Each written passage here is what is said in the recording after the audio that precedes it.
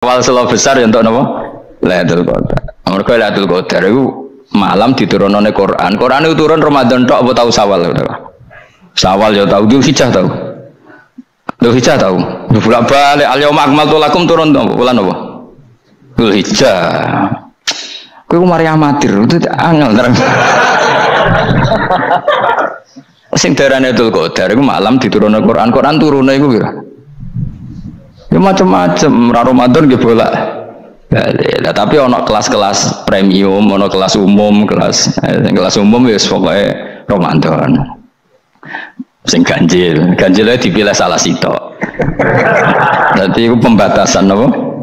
Nah, Quran dhewe turun coba surat paling terkenal, ayat paling terkenal al-yauma akmaltu lakum turun tanggal berapa?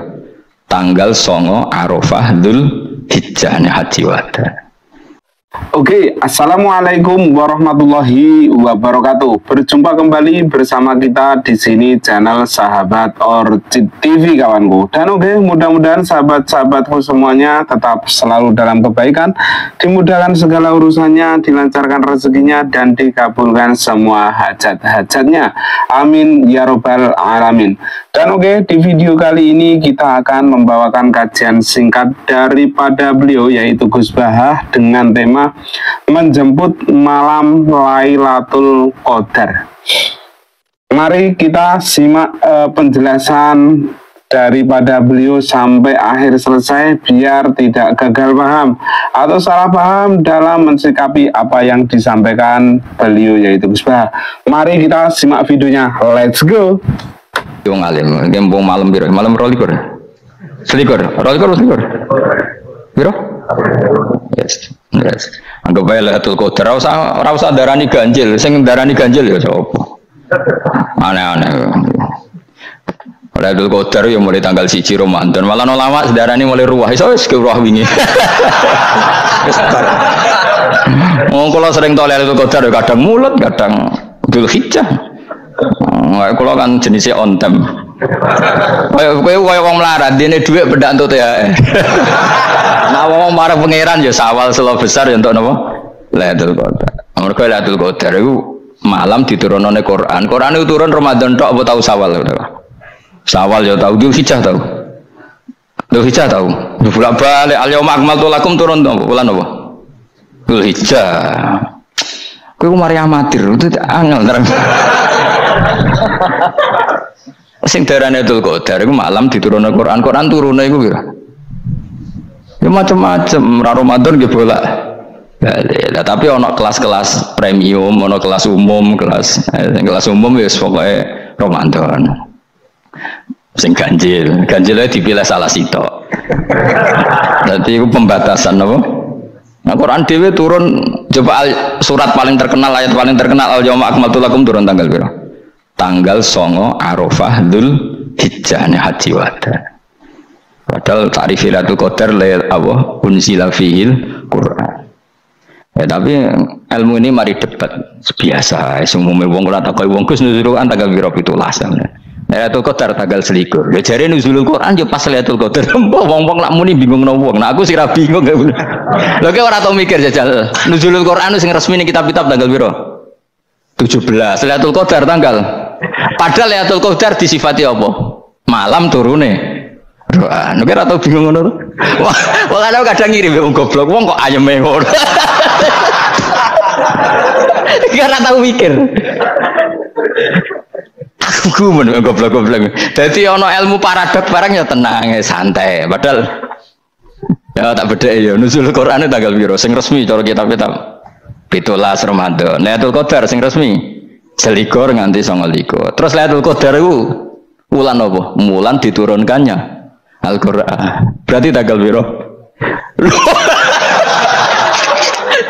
Bocah dijak pinter. Ya kan inna anzalnahu fi lailatul qadar. Saya tak tahu. Nuzul Quran tanggal piro? 17. Lailatul Qadar. Selikur. Terus Lailatul Qadar ku malam diturunkannya Al-Qur'an turun tanggal 17. Berarti Lailatul Qadar tanggal ada nih orang tahu kalau yo gumen be wong-wong. Yo kok penak weh. Mulai dadi wong alim loro, Kang ora usah mari eskal. Ngatuk dadi wong bodho penas. Pokoke nuzul Quran dan biro Kang 17. Lailatul Qadar selikur. Lha jare Lailatul Qadar pulang tujune Quran kok beda tanggal. Kan gak tau ge mikir. Alhamdulillah. Ngron. Lailatul Qadar aku biro. Saya guys pinter. Saya lihat Mas. Itulah berarti sekeliwat. Jadi ilmu itu kabeh bingung no kan. Ya biasa bingung. Mulane yang bodoh barokah. Barokah. Barokah. Kula cara ora dipilih pangeran nggih milih dadi wong bodoh, tapi wong pangeran milih kula dadi wong pinter jadi tak syukuri wae. Tapi kadang kula iri, wong bodoh kuwi iri. Modele penak urip santai. Ya saiki ya Lailatul Qadar itu sifatnya apa? Inna anzalnahu fi lailatul. Normalnya kan ainu nuzulil Quran jo ainu Lailatul Qadar. Berarti tanggal berapa? Darawade lagi. Innalillahi wa inna ilaihi raji'un. Kita warai ilmu cara wong alim. Meskipun sampean boleh bantah siji yo kadang keterbatasan ilmu. Nomor loro hasud, bantah kan sebabnya macam-macam. Hasud, nomor telu bantah gue kegiatan. Kayak wong kuliah agak kritis kan darani ra pinter. Jadi cocoklah ya kudu bantah. Nggo khas-khasan cerdas apa? Nomor 4 bantahan itu sifatnya wong wedok. Menang kalah protes. Berarti dia ora lanang, berarti wedok, tukang protes wedok. Nomor 5 bantah itu berarti dia punya keiskalan tapi nggak bisa keluar dari keiskalan itu. Jadi problem Anda ditimbangkan ke saya, itu ya sopan. Problem-problemnya dia kok ditimbangkan ke saya. Begini tak terang no. Hukumnya Allah Ta'ala itu ada yang berstatus itu lugu. Lugu itu ya lugu ummi, karena agama ini memang ummi. Ummi itu lugu. Sehingga agama ini tidak perlu diterangkan. Ketika Abu Hanifah, agama ini ketika datang itu orang lugu. Lugu itu murni. Murni itu proporsional. Sehingga sifat ummi itu baik. Misalnya saya bilang gini, rungono awas kena keliru. Kalau kamu sholat itu batal kalau makan. Itu ukurannya 1 upo apa 1 piring? 1 upo kan? Itu sudah batal. Terus kalau saya bilang gini, Jong nak tamu keimangan, ini sak piring tak saupo. Ndak jawab ya. Sak piring, ora iso misal, tak keimangan gue sak upo sing penting. Nah, lalu Anda ditanya gini, lalu definisi makan itu apa? Memasukkan 1 piring ke mulut apa 1 upo ke mulut? Dalam bab sholat 1 upo ke mulut itu makan. Tapi dalam bab hormat tamu itu 1 piring. Setuju ya? Tawarai pinter kayak. Ayo tawarai yo. Wes setuju ya? Wes pinter. Lo jawab wes pinter. Urung. Lailatul Qadar ya ngono. Misalnya Lailatul Qadar menjadi super karena ada sesuatu yang super turun yaitu Lailatul Quran. Jadi menjadi super karena yang turun adalah sesuatu yang super dan itu artinya tanggal. Loh, salah nih aku cek. Iku teke tanggal 21 kabeh sing ngaji ning ngene. Oh jelas inna anzalnahu fi lailatul qadr. Hurujuke ning ndi?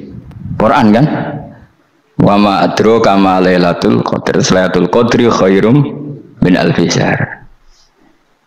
Makanya Lailatul Qadar itu ya bisa saja tanggal 1 kemarin sudah kelewat. Buat entah ini jebelis baris dada atau mungkin Saban. Jadi perdebatan ulama tentang Lailatul Qadar, malah ada wali yang bilang saya tiap hari mendapat Lailatul Qadar. Nah, itu malah kelas meneh, malah pusing, malah apa? Pusing. Udah gak usah mikir itu. Jadi hukumnya Allah itu ada 2. Ada hukum itu lugu dan ini bagus. Makanya saya itu kenangan saya terbaik dalam membela Allah dan Rasul. Saya ulang lagi, kenangan saya terbaik dalam membela Allah dan Rasul itu masalah faraid. Dulu mungkin banyak yang ingat lah ketika tahun berapa lupa saya, tapi ada seorang menteri dan pakar Islam menggulirkan isu hak waris itu sama, lelaki dan perempuan sama, alasannya karena perempuan sekarang kerja. Jadi gara-gara kesamaan gender kemudian mereka ingin bagi waris itu apa? Sama lidzakari mislu hadzil unsayain itu ditentang. Gerakan itu pernah menguat, termasuk yang bisa dengan tanda kutip bisa menghentikan gerakan itu termasuk itu saya. Yang punya pikiran gitu tak parani, tak tantang begini. Saya bilang gini, Anda ngomong ini itu karena pinter apa karena tren? Tak tanya. Ya karena pinter. Saya ini kan orangnya keren, punya kepangkatan jos lah. Ya kepangkatan jos, kepangkatan dunia, mesti cara pangeran buat jos ora ya ora. Cara ukuran dunia itu jos lah. Tak tanya. Saya itu Pak Ba, termasuk yang setuju gerakan kesamaan gender. Dulu kan lelaki perempuan itu beda sekali karena lelaki kerja perempuan tidak. Sekarang sama-sama kerja maka warisnya harus sama.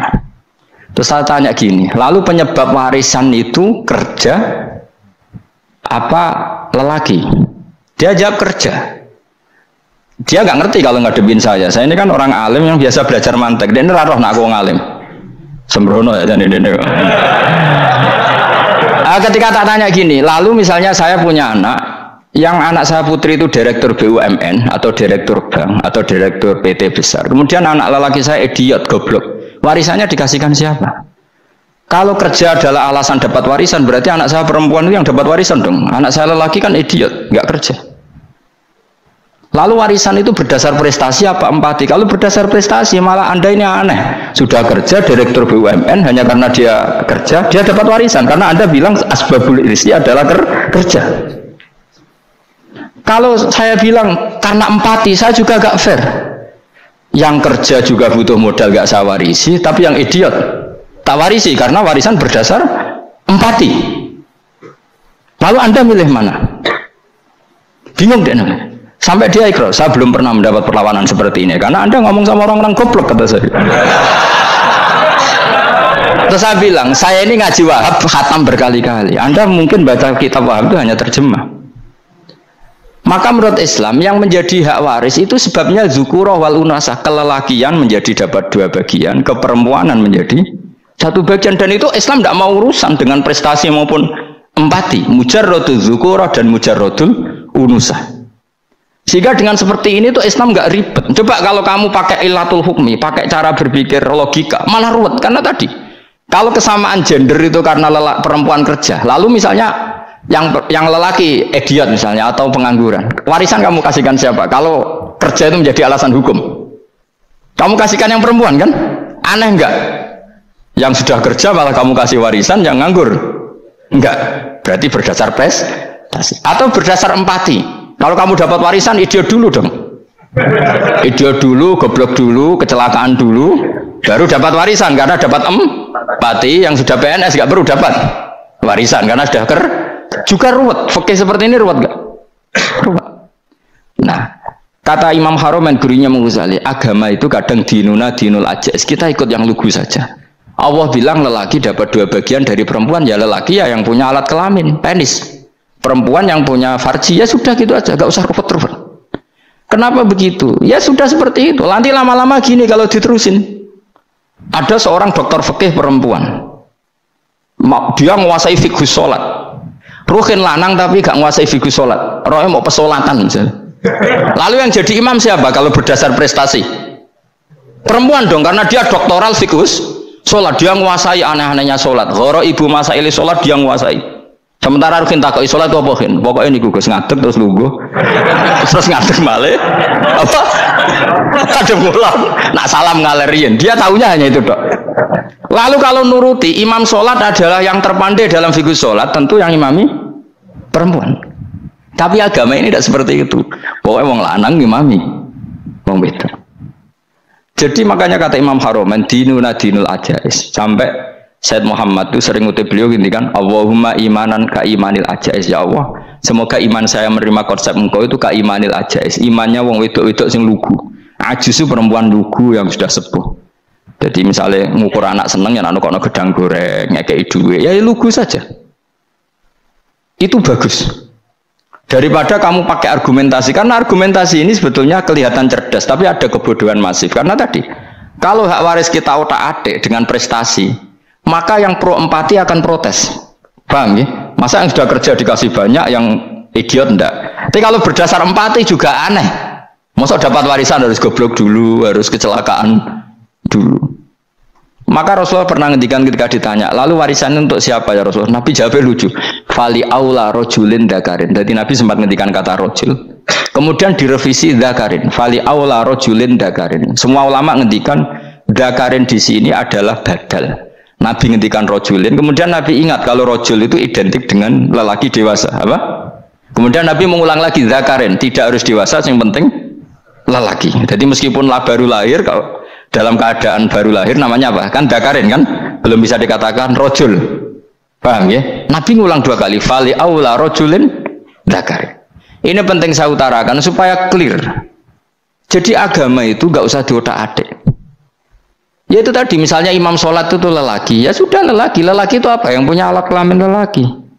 Jangan dibalik ini. Yang dikatakan lelaki itu orang kuat. Sehingga meskipun perempuan kalau kuat, misalnya perempuan anggota poluan, lelakinya cemen, idiot, maka imamnya perempuan gitu. Karena makna lelaki adalah kuat. Ini keruwetan. Jadi agama itu tidak seperti itu. Nah sekarang kembali ke pilihan. Yang dikatakan pilihan itu orang hebat. Apa yang dipilih? Apa berdasar definisi? Apa berdasar kehendak yang milih? Loh kok mulai do pinter, tumben do pinter. Alam raya ini milik Allah. Dan semua di alam raya ini milik Allah. Maka dipilih tidak dipilih itu terserah yang punya apa terserah kita. Apa terserah kriteria, apa terserah definisi. Dalam konteks kita sebagai objek diambil, tentu terserah yang punya. Kemudian Allah bilang, orang-orang itu saya pilih. Nah kalau milihnya Allah berdasar kepunyaan, tentu Allah boleh dong memilih orang yang sebetulnya berstatus dolim. Ya tapi ya tetap dia dolim, tapi ya tetap dipilih. Kenapa ya? Karena Allah yang punya. Saya misalnya orang kaya, boleh nggak punya HP buruk? Boleh kan? Terserah saya. Saya orang kaya, beli HP mahal, medium dan paling buruk. Boleh enggak? Boleh saya yang punya. Nggak boleh, Gus, orang kaya harus beli HP yang mahal. Yang bilang harus siapa? Nah kegoblokan kita ini seperti ini. Nak wong sugih HP ini kudu larang. Nak wong alim kudu bojone ayu. Sing kudu darani kudu ayu sapa? Nak maji. Oke kawanku, jangan cuma berhenti di sini karena ngaji kuwi sangat penting sekali, kata beliau Gus Bahah. Ngaji kuwi penting cung. Maka dari itu mari kita rampungkan atau selesaikan kajian daripada beliau yaitu Gus Bahah sampai akhir selesai. Mari kita lanjutkan. Let's go. Kalian yang tumbuh swarga lho kudu iku sing swargane mbam tapi kudu. Nah, kita ini sering berpikir ngatur Tuhan. Nah Indonesia negara yang mayoritas Muslim terus Islam Indonesia kudu dadi sampling Islam seluruh apa dunia. Ya ora usah sombong ngono ya keben mayoritas kok wonge kakean ngono ae ora perlu GR jadi sampling percontohan Islam internasional ora perlu ngono. Lah misalnya terus jadi contoh misalnya nang Masjid Haram niru Jumatan ning Indonesia berangkat mbek do rokokan. Bariku teki diusep-usepno ning pojok pager. Lah misalnya wong Mekah terus do ngono kabeh karena mencontoh Islam Indonesia. Kacau gak? Ora usah GR ngono biasa wae. Napa? Biasa wae. Terus misalnya mencontoh Islam Indonesia, Indonesia anak jaran Wali Songo terus tahlilan nunggu nganti setengah jam. Lah terus raudhah dikepung ngono rak macet Mekah Madinah. Mergo agar ziarah Nabi terus lungguh apa? Sak jam. Nah ning wali sak jam ning Nabi 2 jam lah kira-kira gitu. Ya malah nganyak Kanjeng Nabi dong. Nabi sekaruan Afdhalul Khalqi mbok dongakno wa maghfir lahu warhamhu. Iku malaikat sak langit misah.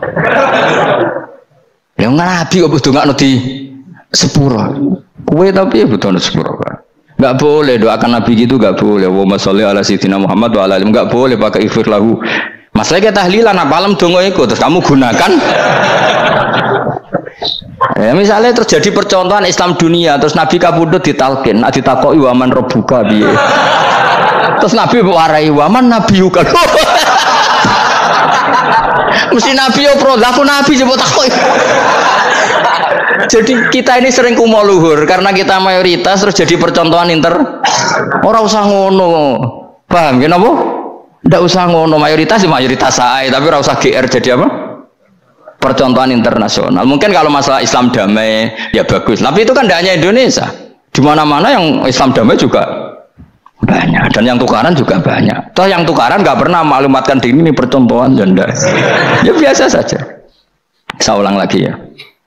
Maka menurut saya nggak akan benar pendapat Khawarij atau pendapat Islam yang keras bahwa orang dosa besar itu keluar dari Islam. Karena ketika Allah mengatakan, kemudian aku pilihkan kitab ini, tak kasihkan orang-orang yang saya pilih, itu diantara yang pertama adalah meskipun mereka sebagian tetap zalim. Artinya tetap zalim itu tidak menjadi dia keluar dari status Islam. Paham ya? Sekarang saya tanya, yang dikatakan warga Indonesia itu siapa? Ya siapapun yang bergeografis di Indonesia, lahir sebagai akte Indonesia, ya orang Indonesia. Kemudian ada yang penjahat, ada yang maling, kita penjara. Apa dia keluar dari kebangsaan Indonesia? Enggak kan? Sama ketika orang Islam menjadi zina dan fasik koruptor, keluar dari Islam enggak? Enggak. Karena Allah tetap bilang famin. Apa? Famin. Jelas ya? Wes kayak ngarah khawarij. Kenapa? Kalau khawarij cara berpikir itu ekstrim. Setiap dosa besar itu mengeluarkan orang dari status Islam. Oh, itu bahaya sekali. Karena nanti kalau itu iya, kita akan kehilangan banyak orang nopo Islam.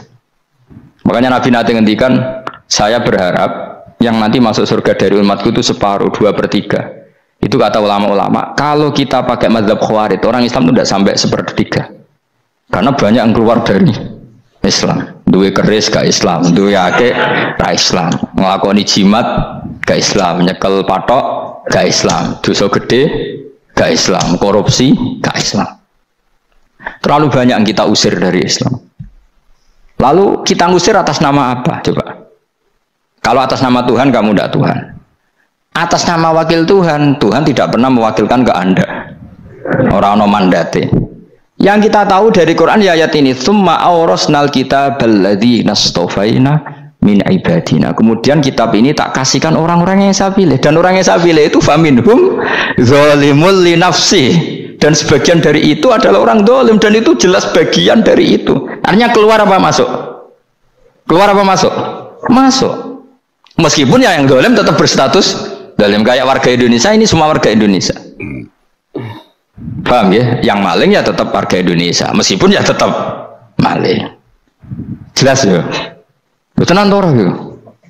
Makanya ahli sunnah itu pendapatnya falam nukafir mu'minan bil wisri. Kita tidak akan mengkafirkan orang mukmin hanya karena melakukan dosa. Kenapa ya? Karena Allah bilang faminhum setengah sangking itu masuk bagian. Dan itu luar biasanya Allah disebut istofaina. Tetap orang-orang pilihan. Maka ini penting saya utarakan supaya kita ini tidak sok-sokan. Terus yang zalimul nafsi pun potensi dimaafkan sama Allah. Asal dia tobat, dan tobat itu sama Allah nggak ada batasnya. Malam yuhur kiri sampai apa? Nafas apa? Terakhir. Dan kadang orang itu sebetulnya nggak niat tobat, cuma ada perilaku tertentu sehingga dan Allah itu simpati. Itu juga banyak yang diterima tobatnya Allah. Makanya kata ulama-ulama itu, istighfar itu tidak syarat diampuni. Yang menjadi orang terampuni itu kehendak Allah. Istighfar itu bagian kecil dari syarat-syarat itu. Tapi bisa saja orang tanpa istighfar tapi diampuni Allah. Misalnya Allah dawuh wa yaghfiru ma duna dzalika limay yasha. Itu bukan limay yastaghfir tapi limay yasha. Contoh masyhur kan, kamu pernah dengarkan ada orang nakal itu, mumisah itu ya kira-kira lonte atau apalah. Dia datang pulang ketika melihat anjing ngeleti pasir, dia berpikir ini kehausan kayak saya. Kemudian dia turun ke sungai memberi minum anjing itu, kemudian Allah memaafkan dia karena itu. Pas itu di semua hadis riwayatnya dia tidak pernah istighfar. Terlalu punya perilaku yang menjadikan dia diampun. Banyak nggak seperti itu? Banyak. Makanya wa yaghfiru ma duna dzalika liman yasha. Mayasa itu ya yang digedaki Allah. Bisa saja kalian ini sering istighfar tapi nggak dimaafkan Allah. Tapi delala punya satu perilaku yang cara Allah itu penting, kemudian dimaafkan. Kayak Saharatu Fir'aun itu dia tidak pernah istighfar, tukang sihir Fir'aun. Dia diampuni Allah, dikasih iman tuh gara-gara jadi wong Jogja. Terus ngono tok. Jadi pas mau duel adu sihir. Ikut delala dekne mendingan ya. Qalu ya Musa imma antulqiya wa imma an nakuna nahnul mulki. Monggo jenengan riyen napa kula riyen. Dadi gara-gara dekne didikan Jogja niku. Lah wong ape duel, mestinya tarung itu semakin cepat mengambil kesempatan kan semakin menang. Ini sudah jelas tarung. Ngapunten jenengan riyen napa. Lha iku pangeran itu terus simpati. Wong kok sopane ngono apa? Akhirnya Allah memberi iman gara-gara imma antul qiya wa imma an nakuna nahnul mulki. Monggo jenengan riyen. Lah Musa juga Allah juga gak terima kalau nabinya kalah sopan. Sehingga Allah memerintahkan Musa adalah sopan. Mboten jenengan mawon. Jadi Nabi Isa qala bal alku. Jadi Nabi Isa enggak jenengan riyen mawon. Jadi coba itu kan unik. Dia tidak ingin diampuni Allah, tapi adalah dia sebenarnya satu perilaku yang menjadikan Allah itu simpati, yaitu kesopanan dia dengan Nabi Musa. Imma antulkiya wa imma annakuna nahnul. Nabi Musa juga bilang qala bal alku moga jenengan riyen mawon. Akhirnya sakit nggih nak ngoten. Makanya Fir'aun itu mangkelnya bukan main. Ketika pertunjukan itu akhirnya kan Saharatu Fir'aun kan kalah. Setelah kalah langsung iman. Maka kata Fir'aun, ini jelas Musa itu guru kamu. Cuma pura-pura saja kamu pro saya. Lah buktinya apa? Jari buktinya tadi monggo-monggonan gitu. Makanya Fir'aun bilang innahu lakabirukumul ladzi 'allamakumus sihr. Wah, itu mesti Musa itu gurumu. Padahal dia gak kenal sama sekali. Cuma gara-gara monggo-monggonan tadi itu akhirnya terus pikirannya Fir'aun, wah, mesti harus kenal suwi, mau gayane tok. Mereka gara-gara monggo jenengan iki. Mboten monggo jenengan. Jadi makanya sampean jangan putus asa. Makanya keliru sekali kalau kita bilang diampuni Allah nunggu istighfar. Enggak. Tentu istighfar penting, kita sepakat. Istighfar itu penting, kita sepakat. Tapi itu tidak satu cara-caranya Allah untuk orang bisa diampuni. Nabi misalnya ngendikan ana wa kafilul yatim kahataini fil jannah. Coba. Orang sering istighfar sama kafilul yatim, kira-kira surganya cepat mana? Cepat kafirul yatim meskipun gak istighfar, boleh istighfar terus tapi medit ra karuan. Tak jamin pun rokok alamatnya medit jelas nih rokok aku roh. Jelas. Al-bakhil itu qaribun minan nar, jelas alamatnya deket-deket situ lah, paham ya? Wis jelas as-sakhi qaribun minallah, qaribun minan nas, baitun minan nar. Nah al-bakhil baitun minallah, baitun minal jannah, qaribun minan nar. Jadi yang medit itu ya deket-deket situ alamatnya sudah jelas deket-deket neraka. Ana wa kafilul yatim kahataini fil.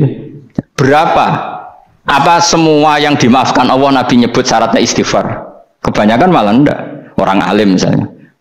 Makanya orang alim kalau jarang istighfar kamu enggak usah iri. Orang alim itu mulang tok, itu langit bumi mintakan ampun. Wa innal alima lastaghfiru lahu man fis samawati wa man fil ard hatta khitan fil bahr. Orang alim itu otomatis dimintakan maaf oleh langit dan bumi sampai iwak ning laut. Mulanya jendera husbah jangan istighfar. Aku sih istighfar isakah sembrono. Langit bumi no. Mulanya kalau jarang istighfar bukan karena saya sombong, memanfaatkan istighfar mereka no. Dan saya yakin itu lebih mandi timbang istighfar saya. Koman fis samawati nglebokno Jibril, Mikail, orang-orang keren no, makhluk-makhluk no, keren.